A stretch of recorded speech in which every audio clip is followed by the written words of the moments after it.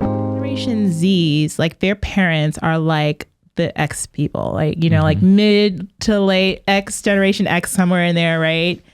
And the X's are the kids of the boomers or whatever, right? So, and the boomers were the ones that were really out there that got into all the debauchery of like all of the revolutions, right? It's like, okay, the 60s, the 70s, you know, we're going to Woodstock half naked, whatever they were doing, right? All the time, right? Yep. Studio 57 was really cool. Is it Studio 54? I don't know, whatever the thing was, right? Everything's so cool back then, right?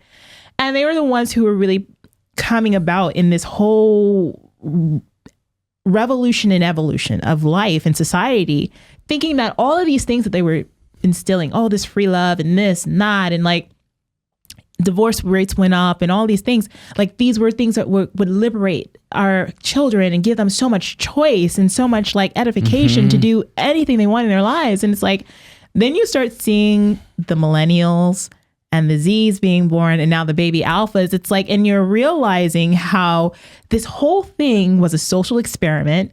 And now we're just seeing the effects of this like 50, 60 years later, like, whoa, hold up a second. Like this went awry somewhere. Yeah. Right.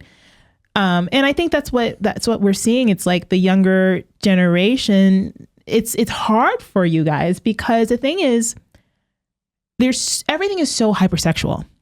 Everything, like from the music to videos, you know, Instagram. Oh man, right? Everything is in your face and anything goes, right?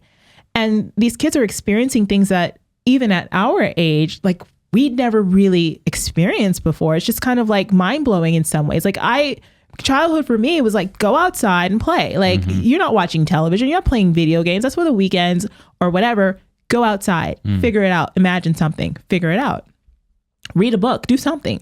But the kids nowadays on the whole are not exposed to that. So they're constantly getting this messaging in. Oh, I remember what it was. So I was watching the news today and there's this thing called conscious parenting. It's been all over the news this morning. Okay. Because I always love to watch local news when I'm in a new area. Right. Yeah. So they're like, we're going to talk about conscious parenting, how great it is and how it exploded since the pandemic. All conscious parenting is literally parenting your children. Okay, like, don't put them on social media. Because the opposite would be unconscious parenting. I was like, what is advise that at what all. are you doing? I just looked up the definition. What is it? Child rearing philosophy that encourages parents to make mindful, emotionally intelligent decisions in raising their children. Funny. Figure. But what was the other option? Like, what is going on here, right? So it's no wonder you've got these kids pushing back because it's like, they're seeing that this is insane, you know?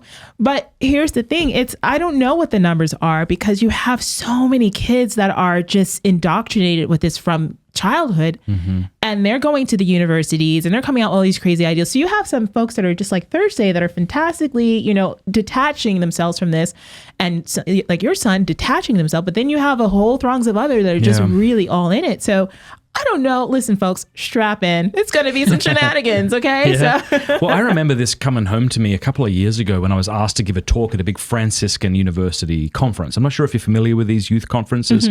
Happen around the country. They get like 40 to 60,000 teens. They're amazing. All these kids on their knees before the Eucharist, hearing great Orthodox Catholic teaching.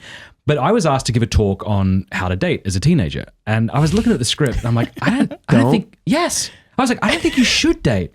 It depends what you mean by date, to be fair. It does depend on what you mean by date. But my point was, I think if you date, you'll just fornicate. So don't be an idiot.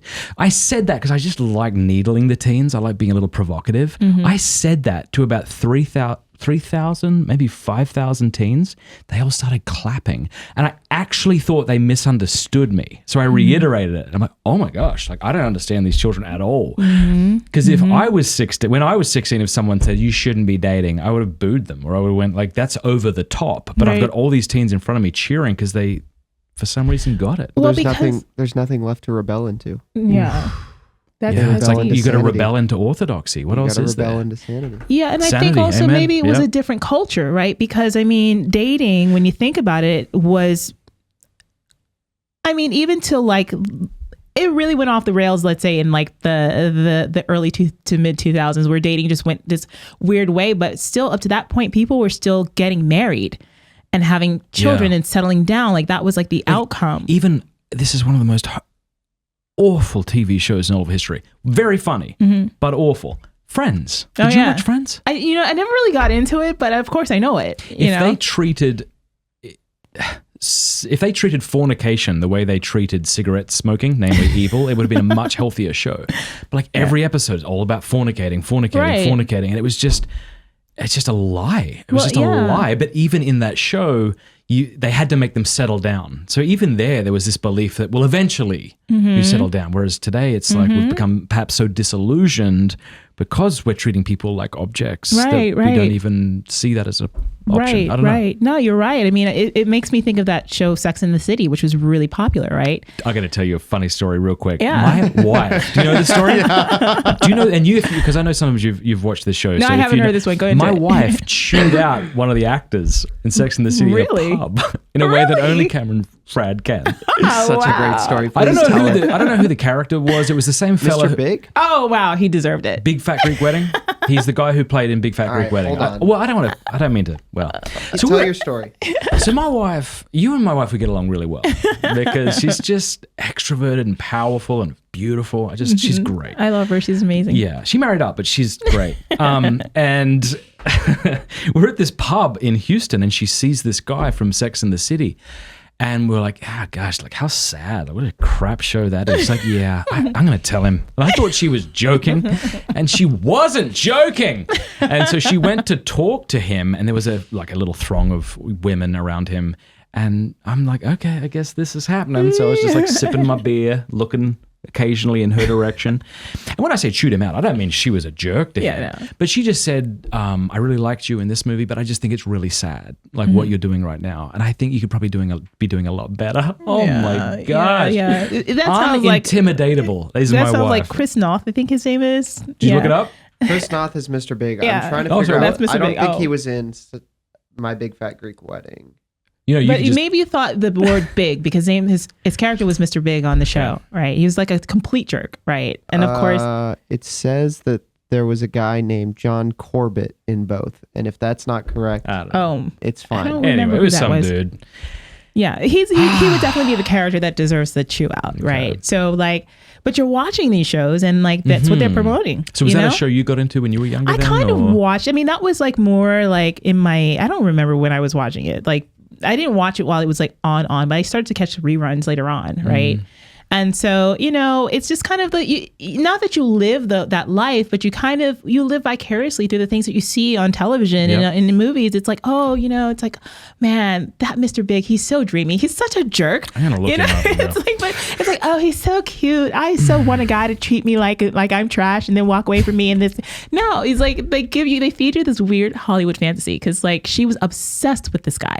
And then, of course, the rest of the show is about promiscuity. So these are the things that like started to really change the culture in a major way,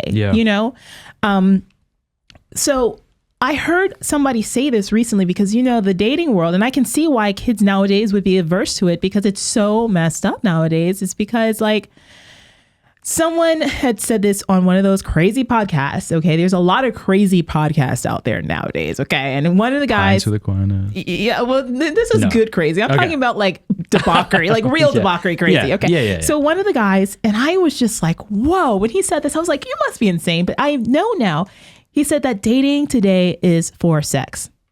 It's not for relationships. It's for sex. Because what are people doing? Swipe, swipe, swipe, swipe, swipe. Next thing you know, you're sleeping with somebody the first time you met them. Then they have the 3-date rules type of thing. It's like, it's not about forming relationship, right? And then you've got like the dinner dates I'm not going to use the word they use. It starts with a W, but the dinner girls who like dinners and hitting dinner, right? Yep. And then you have, guy. It's just everybody, no one is thinking about, let me date to get to know you, to have a relationship with you that we can possibly get married. Culture tells you don't get married, don't have kids. So what's everybody doing? So the Generation Z today not wanting to do this, I get it. I get it. Because if this is what the outcome is, and that everything that you're seeing that is sold to you as perfection is rooted in, again, it's the vices. What does social media tell us? That we want luxury. You have to be wealthy. If you're not making like $100,000 a year as a man, you're worthless. If you're not, telling guys especially that like the thing that signifies your masculinity is how many women you've slept with, right? all of these things, and for women, validate yourself by showing everything online Yep. or sleeping around. Like, this is how you validate. It's lust, avarice, all of these things. This is what make relationships. Why would you want to date it? Why wouldn't you want to just crawl in a hole, grow a long beard for the guys, ladies, just cover yourself up fully head to toe and just be a hermit. Yeah. Like, it sounds like the best option. Thank you for watching. Please subscribe or you're a dingus. What's a dingus exactly? Used to refer to something one cannot or does not wish to name specifically. You don't have to subscribe, but if you did, I'd love it. You dingus. Like the video. That's who we're using that one. Take one.